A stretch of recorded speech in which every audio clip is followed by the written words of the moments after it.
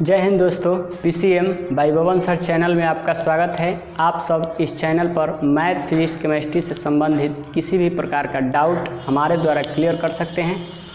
आज हम लोग रसायन विज्ञान के चौथे चैप्टर रासायनिक बलगतिकी के दूसरे लेक्चर स्टार्ट करना चाहते हैं। पहला लेक्चर हमने डाल दिया है यूट्यूब पर, ये दूसरा लेक्चर है। तो आइए देखते हैं कि दूसरे लेक्चर में क्या पढ़ना है। तो दूसरे लेक्चर में हम लोगों को अभिक्रिया के दर के बारे में पढ़ना है। तो अभिक्रिया का दर क्या है? तो देखिए, किसी भी अभिक्रिया में समय के साथ अभिकारक की मात्रा में कमी या उत्पाद की मात्रा में वृद्धि को ही अभिक्रिया का दर कहते हैं। ठीक, या ऐसे भी बोल सकते हैं कि समय के साथ अभिकारक या उत्पाद की मात्रा में जो परिवर्तन आता है उसे ही अभिक्रिया का दर कहते हैं, रेट ऑफ रिएक्शन कहते हैं। अभिक्रिया के दर को R द्वारा सूचित किया जाता है। देखिए, यहाँ लिख दिए हैं, किसी भी अभिक्रिया में समय के साथ अभिकारक की मात्रा में कमी या उत्पाद या प्रतिफल की मात्रा में वृद्धि को ही क्या बोलते हैं? अभिक्रिया का दर। अभिक्रिया का दर ऐसे भी बोल सकते हैं कि समय के साथ अभिकारक या उत्पाद की मात्रा में जो परिवर्तन होता है उसी परिवर्तन को ही क्या बोलते हैं? अभिक्रिया का दर। अभिक्रिया के दर को R द्वारा सूचित किया जाता है। देखिए, हम लोग समझते हैं कि भाई अभिकारक या प्रतिफल क्या है। आप जानते हैं कि तीर के जो बाएं साइड रहता है वो अभिकारक होता है और तीर के जो दाहिने साइड रहता है वो प्रतिफल या प्रोडक्ट होता है। या आप ऐसे भी बोल सकते हैं कि अभिकारक क्या है। तो अभिकारक क्या है? तो जो रासायनिक अभिक्रिया में भाग लेता है उसे ही अभिकारक कहते हैं। और रासायनिक अभिक्रिया में भाग लेने के फलस्वरूप जो इस साइड बनता है यानी कि जो प्रोडक्ट बनता है उसी को क्या बोलते हैं? प्रोडक्ट बोलते हैं। यानी कि रासायनिक अभिक्रिया में भाग लेने के बाद जिन नए पदार्थ का निर्माण होता है उस नए पदार्थ को क्या बोलते हैं? प्रोडक्ट। या देखिए, अभिकारक या उत्पाद नहीं समझे तो फिर से एक बार देख लीजिए। जैसे मान के चलिए कि आप अभिकारक किसको मान सकते हैं? जैसे आटा चक्की का मशीन देखे हैं, आटा चक्की, उसमें क्या होता है? अभिकारक गेहूँ आप डालिएगा तो आटा निकलता है कि नहीं? पीस के आटा निकल जाएगा। तो जो डाल रहे हैं वही अभिकारक है और जो आटा निकलता है, पीस के आटा निकलता है, वो आटा क्या हो जाएगा? आपका प्रोडक्ट हो जाएगा, प्रतिफल हो जाएगा। तो देखिए, अब इस डिफिनीशन में यानी कि अभिक्रिया के दर में क्या होता है कि अभिकारक की मात्रा समय के साथ घटती है और प्रोडक्ट की मात्रा समय के साथ क्या होती है? बढ़ती है। इसी को ही क्या बोलते हैं? अभिक्रिया का दर। तो देखिए, आप याद रखिएगा, पूछता है कि अभिक्रिया का दर किसे कहते हैं, तो बताइएगा कि किसी अभिक्रिया में किसी खास समय अंतराल में अभिकारक की मात्रा में कमी या प्रतिफल या उत्पाद की मात्रा में वृद्धि को ही क्या बोलते हैं? अभिक्रिया का दर। या एक लाइन में ऐसे भी याद रख सकते हैं कि अभिकारक या समय के साथ अभिकारक या उत्पाद की मात्रा में जो परिवर्तन होता है उसी परिवर्तन को रेट ऑफ रिएक्शन बोलते हैं। रेट ऑफ रिएक्शन को R द्वारा सूचित किया जाता है। अब आप लोग एक बात, मेन बात समझिए, अभिकारक की मात्रा समय के साथ घटती है और प्रोडक्ट की मात्रा समय के साथ क्या होती है? बढ़ती है। जैसे देखिए, जैसे हम एग्जाम्पल में दिए थे कि आटा चक्की ले लीजिए। आटा चक्की गए हैं ना, जिसमें आटा पिसाता है, गेहूँ पिसाता है, सॉरी, आटा निकलता है उसमें से प्रोडक्ट के रूप में। तो देखिए, गेहूँ से क्या बनता है? आटा। गेहूँ से आटा बनता है। तो गेहूँ आप ज़्यादा लेके जाइएगा। जैसे मान के चलिए कि 10 केजी लेके गए, 10 केजी आप लेके गए, तो जब पिसाना स्टार्ट होगा उस समय टाइम क्या रहेगा? 0 रहेगा। टाइम 0 यानी कि अभी पिसा नहीं रहा है। और जब डालिएगा पिसाना स्टार्ट हो जाएगा। जब नहीं डालिएगा तो यहाँ 0 बनेगा यानी कि आटा नहीं पिसाया है।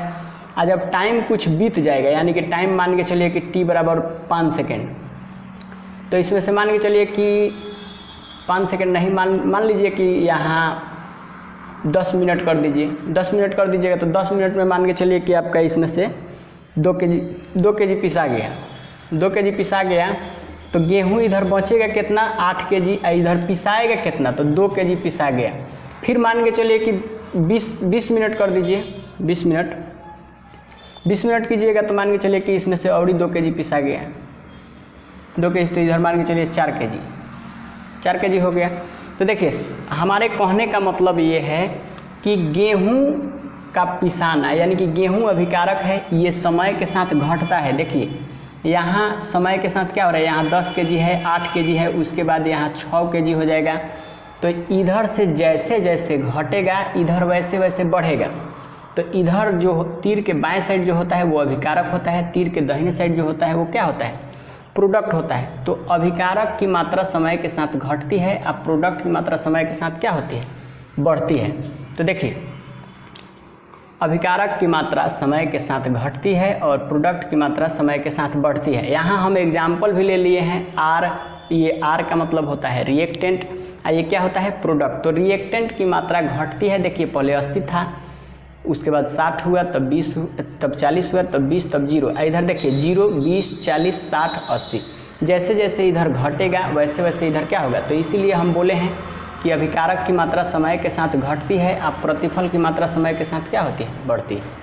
आइए अब हम लोग समझते हैं कि अभिक्रिया के दर का सूत्र क्या है। तो देखिए अभिक्रिया के दर क्या होता है, आप चाहिएगा तो अभिकारक के अनुसार भी निकाल सकते हैं, आप चाहिएगा तो प्रोडक्ट के अनुसार भी निकाल सकते हैं। तो देखिए अभिक्रिया का दर क्या है, तो अभिकारक की सांद्रता में कमी, अभिकारक की सांद्रता में कमी या उत्पाद की सांद्रता में वृद्धि बटा समय अंतराल, दोनों लिख सकते हैं। आप चाहिएगा तो अभिकारक के अनुसार भी निकाल सकते हैं, आप चाहिएगा तो अभिकारक के अनुसार भी निकाल सकते हैं या प्रोडक्ट के अनुसार भी निकाल सकते हैं। तो देखिए अभिकारक के अनुसार कैसे निकालिएगा, तो अभिक्रिया का दर, अभिकारक की मात्रा में कमी, अभिकारक की मात्रा में कमी, अब कमी आने में, कमी के दौरान जो समय लगेगा ना जी, तो कितना समय लगेगा को क्या बोलते हैं, रेट ऑफ रिएक्शन। आप चाहिएगा तो इसके भी निकाल सकते हैं, उत्पाद के अनुसार भी निकाल सकते हैं। अभिक्रिया का दर उत्पाद या प्रतिफल की मात्रा में वृद्धि होती है, देखिए यहाँ बता दिए हैं वृद्धि होती है बटा समय अंतराल, या दोनों फार्मूला को एक में मिला दीजिए तो अभिक्रिया का दर क्या हो जाएगा, अभिकारक की मात्रा में कमी या उत्पाद की मात्रा में वृद्धि, अभिकारक की मात्रा में कमी या उत्पाद की मात्रा में वृद्धि बटा समय अंतराल। आइए ये जो हिंदी में लिखे हैं इसको थोड़ा सा शॉर्ट करते हैं इंग्लिश में। तो देखिए R बराबर क्या हो जाएगा, डेल्टा C अपॉन डेल्टा, यानी कि सांद्रण में परिवर्तन बटा समय अंतराल को ही क्या बोलते हैं, रेट ऑफ रिएक्शन। जहाँ डेल्टा का मतलब क्या हो गया, डेल्टा का मतलब होगा परिमाण में परिवर्तन। तो किसके परिमाण में भाई, तो ये सांद्रण दिया है तो सांद्रण क्या लिखिएगा, तो सांद्रण के परिमाण में परिवर्तन, डेल्टा C का मतलब सांद्रण के परिमाण में परिवर्तन, डेल्टा T का मतलब समय के परिमाण में परिवर्तन, समय कितना से चेंजिंग हो रहा है उसको बोलते हैं डेल्टा T। तो अभिकारक के अनुसार देखिए यहाँ अभिकारक के अनुसार यानी कि ऊपर वाले फार्मूला को क्या लिख सकते हैं, delta R upon delta T। देखिए अभिकारक को हम लोग इंग्लिश में रिएक्टेंट बोलते हैं, रिएक्टेंट। तो रिएक्टेंट को R से डिनोट करते हैं, आप प्रोडक्ट को P से, ठीक। तो देखिए अभिक्रिया का दर क्या हो जाएगा, समय डेल्टा R बटा डेल्टा T। यहाँ ऋणात्मक चिन्ह का अर्थ क्या है, देखिए यहाँ निगेटिव साइन है, यहाँ निगेटिव चिन्ह का अर्थ है कि अभिकारक की मात्रा समय के साथ क्या होती है, घटती है। आपको ये भी बात हम बता दिए हैं कि जो अभिकारक होता है उसकी मात्रा समय के साथ घटती है और जो प्रोडक्ट होता है उसकी मात्रा समय के साथ क्या होती है, बढ़ती है। देखिए तो यहाँ समय के साथ जो अभिकारक घटेगा तो उसको बोलते हैं minus delta R upon delta T। आइए जो प्रोडक्ट के हिसाब से लिखिएगा तो ये हो जाएगा प्लस डेल्टा P बटा डेल्टा T। P का मतलब क्या होता है, प्रोडक्ट, R का मतलब रिएक्टेंट। यहाँ पॉजिटिव साइन का मतलब होता है कि अभिकारक की उत्पाद या प्रतिफल की मात्रा समय के साथ क्या होती है, बढ़ती है। तो बढ़ेगा तो पॉजिटिव, घटेगा तो नेगेटिव। आइए हम लोग एग्जाम्पल में भी देखेंगे कि ये कैसे पॉजिटिव और नेगेटिव होता है। फिलहाल आप यहाँ इतना बात दिमाग में रखिए, नोट दिमाग में रखिएगा, जब भी लिखिएगा एक बात बता देते हैं, जब भी आपका रेट ऑफ रिएक्शन निकालना होगा, जब कभी भी रेट ऑफ रिएक्शन निकालना होगा तो आप दो तरह से निकाल सकते हैं। पहला बताए हैं अभिकारक के अनुसार, तो अभिकारक की मात्रा में कमी आती है बटा टोटल टाइम, जितना देखिए कमी होगा तो क्या होगा, उसमें कमी होने के दौरान कुछ समय लगेगा कि नहीं, तो जितना समय लगेगा उसको नीचे रख दीजिए और जितना चेंजिंग आया है उसको क्या रखिए ऊपर, चेंजिंग को ऊपर और टोटल टाइम को नीचे, उसी को बोलते हैं अभिक्रिया का दर। चेंजिंग को ऊपर, जितना सांद्रण में चेंजिंग आया है उसको ऊपर, ये टोटल को क्या करते हैं नीचे। देखिए अगर मान के चलिए कि आपको निकालना हो जाएगा डेल्टा C, सांद्रण में परिवर्तन निकालना है तो एक बात दिमाग में रखिएगा, हमेशा अंतिम में से प्रारंभ को घटाते हैं। अंतिम माइनस प्रारंभ, प्रारंभिक, अंतिम माइनस प्रारंभ, यानी कि अंतिम में से प्रारंभिक को घटाते हैं। जैसे मान के चलिए कि हमको निकालना पड़ जाएगा इसके अनुसार, अभिकारक के अनुसार निकालेंगे तो देखिए t बराबर 0 पर 80 था, प्रोडक्ट नहीं बनेगा। आप जानते हैं t बराबर 0 यानी कि समय 0 है तो ये 80 है, तो इधर 0 या इधर कुछ भी नहीं बना है। जब 1 सेकंड बीत गया तो इसमें से 20 को कम हो गया, तो इधर 20 को कम होगा, तो कम होने का मतलब हुआ कि इधर 20 को बढ़ जाएगा, नहीं बढ़ेगा, ये समय के साथ घटेगा। जैसे गेहूं वाला आपको नहीं बताए थे, गेहूं क्या हो रहा था, गेहूं समय के साथ घटेगा, आटा समय के साथ बढ़ेगा पिसाने के बाद, तो वही हो जाएगा आपका, ये घटेगा समय के साथ और ये बढ़ेगा। तो इधर जिस रेट से घटता है उधर उसी रेट से क्या होता है, बढ़ता है। तो देखिए इधर 20 को कम हुआ तो इधर 20 को बनेगा, इधर फिर 20 को कम हुआ तो फिर 20 को बनेगा। बात समझे? चलिए, तो ये हो गया आपका फॉर्मूला। एक बात केवल इसमें एक बात दिमाग में रखिएगा कि अभिकारक का फॉर्मूला आप लिखिएगा, अभिकारक का तो वो माइनस में लिखिएगा delta R upon delta T, और जो प्रोडक्ट का फॉर्मूला लिखिएगा वो लिखिएगा प्लस में डेल्टा पी बटा डेल्टा सी। अब देखिए, अब हम लोग क्या करते हैं, एक दो क्वेश्चन, अब हम लोग क्वेश्चन देखते हैं। क्वेश्चन क्या है, पहला क्वेश्चन देखिए, अभिक्रिया के दर पर क्वेश्चन देखते हैं। किसी अभिक्रिया में अभिकारक का सांद्रण 10 सेकंड के समय अंतराल में 0.8 मोल पर लीटर से घटकर 0.4 मोल पर लीटर हो जाता है, तो अभिक्रिया की दर क्या होगी। देखिए, अभिक्रिया का दर निकालना है। यहाँ निकालना क्या है, कोई भी क्वेश्चन देगा, न्यूमेरिकल आपको कोई भी क्वेश्चन देगा तो घबराइएगा मत, पहले देखिएगा कि कौन सी दिया है। जो चीज़ दिया है उसको छांट लीजिए पहले, यही न्यूमेरिकल बनाने का सही तरीका है। जो चीज़ दिया है उसको छांटिए। तो दिया कौन सी है, अभिकारक। देखिए, किसी अभिक्रिया में अभिकारक का सांद्रण 10 सेकंड के समय अंतराल में, यानी कि पहले क्वेश्चन समझ लीजिए। क्वेश्चन क्या कहता है कि 10 सेकंड में कोई अभिकारक 0.8 m से घटकर 0.4 m हो जाता है, यानी कि 0.8 मोल पर लीटर से घटकर 0.4 मोल पर लीटर हो जाता है। यानी कि अभिकारक है, कोई रिएक्शन किया होगा, 0.8 m पहले से है, मोल पर लीटर पहले से है, वो 10 सेकंड बाद 0.4 मोल बच जाता है। तो ये जो घटा ना, ये जो घटा वो किस रेट से घटा है, यानी कि उसका स्पीड क्या है, वही हमको निकालना है। तो पहले हम निकालते हैं कि अभिकारक डेल्टा सी दिया है प्रश्नानुसार, आप लिख दीजिएगा कौन सी दिया है प्रश्नानुसार। प्रश्न के अनुसार चलिए, डेल्टा टी दिया है, डेल्टा टी यानी कि समय दिया है कितना, 10 सेकंड, समय 10 सेकंड दिया है। अभिकारक कितना दिया है, तो देखिए पहले था इतना, कितना था 0.8 m, यानी कि आप लिख सकते हैं C1 कितना था 0.8 m, यानी कि मोल पर लीटर, इसको m लिख दीजिए। हो कितना जाएगा, तो C2 बच कितना गया, तो 0.4 m बच गया।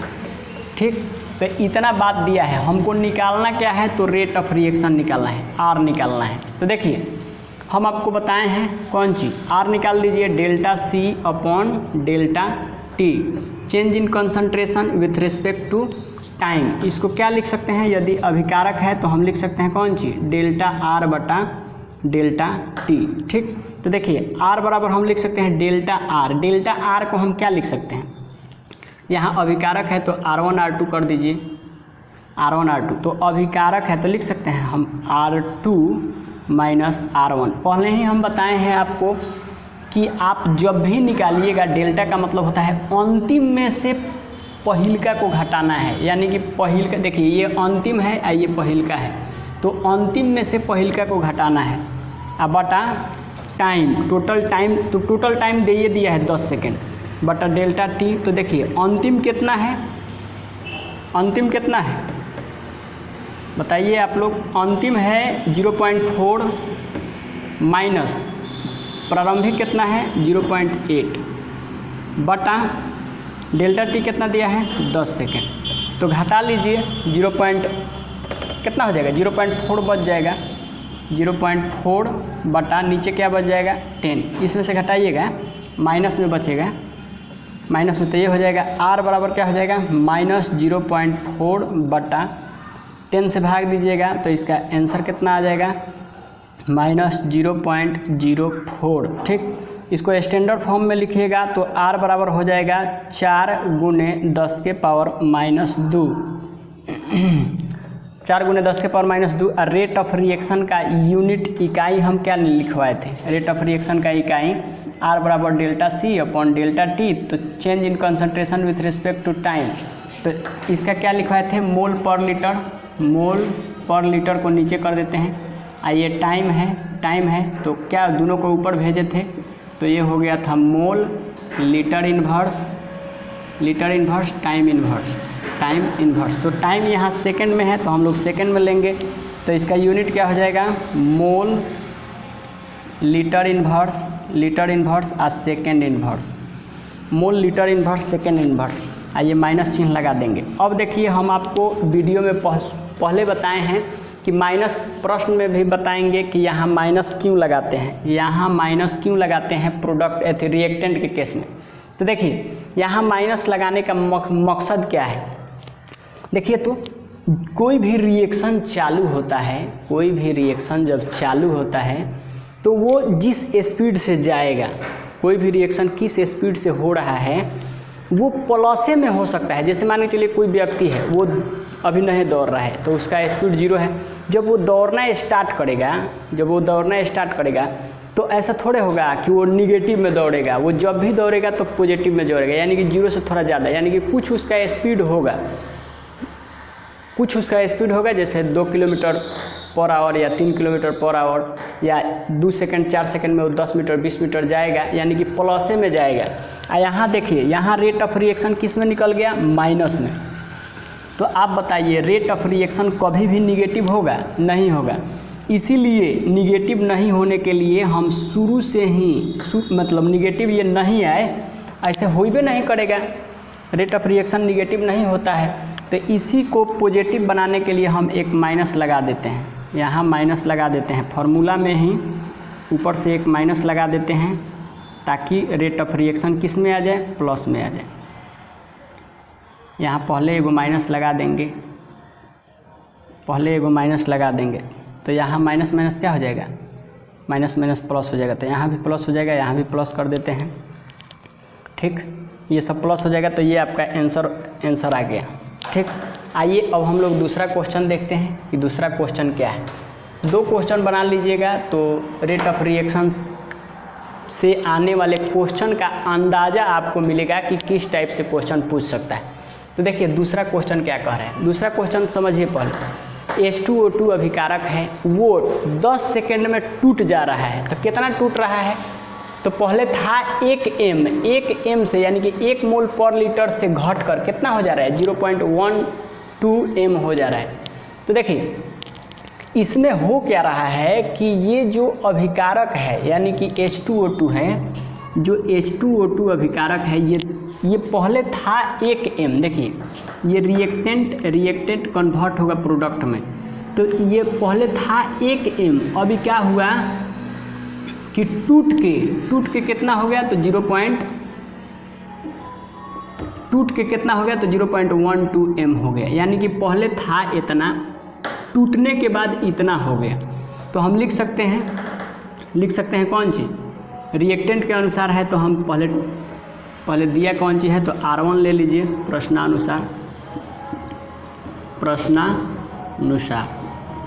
प्रश्न के अनुसार R1 कितना है तो शुरुआती लेते हैं तो ये हो जाएगा 1 m। ठीक, R2 के अंतिम कितना चल जाएगा तो 1.2 m। ठीक, उसके बाद डेल्टा टी आपका दिया है, डेल्टा टी कितना दिया है 10 सेकेंड दिया है। तो आइए निकाल लेते हैं हम कौन सी रेट ऑफ रिएक्शन निकाल लेते हैं। तो रेट ऑफ रिएक्शन R बराबर क्या हो जाएगा delta C upon delta T, किसके अनुसार निकाल रहे हैं तो माइनस लगा दीजिए शुरू से, क्योंकि रेट ऑफ रिएक्शन निगेटिव नहीं होगा। ऐसे माइनस नहीं लगाइएगा तो आंसर निगेटिव आएगा, तो निगेटिव रेट ऑफ रिएक्शन होता नहीं है, इसलिए हम शुरू से ही एक माइनस लेके चलते हैं। ठीक, तो देखिए ये माइनस इसको रिएक्टेंट के अनुसार निकालना है, रिएक्टेंट के अनुसार निकालना है तो इसको हम लिख सकते हैं R बराबर माइनस डेल्टा R बटा डेल्टा T।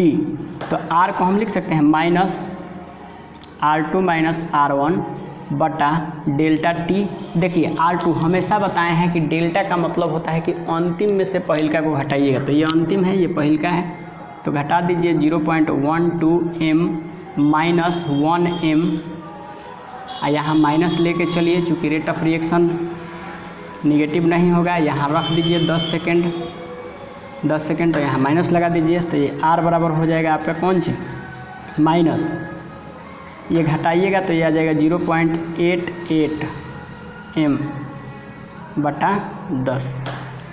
ठीक, देखिए ये हाँ ठीक है 88 आएगा, घटा लीजिएगा 1 में से 0.12, तो माइनस में, ये माइनस में आएगा, तो ये माइनस और ये माइनस क्या हो जाएगा, प्लस हो जाएगा, तो ये हो जाएगा 0.88, आज 10 से भागो दे दीजिएगा तो ये हो जाएगा 0.088। तो ये फाइनल इसका आंसर क्या हो जाएगा, R बराबर दिखाई दे रहा है, देखिए तो R बराबर नीचे नहीं दिखाई दे रहा, चलो यहाँ लिख देते हैं, तो यहाँ ले लीजिए R बराबर क्या हो जाएगा, स्टैंडर्ड फॉर्म में लिख दीजिए तो 8.8 गुने 10 के पावर माइनस 2, यूनिट का लिख दीजिएगा, यही लिख दीजिएगा मोल, यूनिट लिख दीजिएगा मोल, लीटर इन्वर्स